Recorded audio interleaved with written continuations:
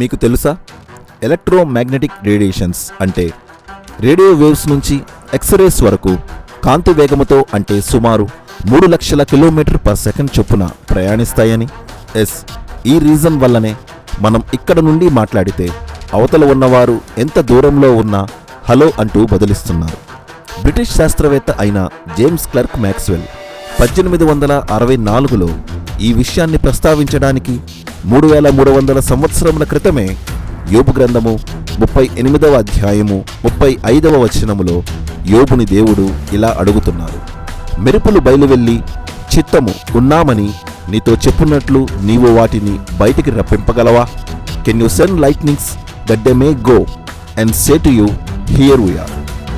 ఆశ్చర్యకరమైన విషయం ఏమిటంటే మనం మాట్లాడింది కాంతి రూపంలో ప్రయాణించి మరలా మాటగా మారడమనేది 1864 వరకు సైన్స్ చే కనుగొనబడలేదు.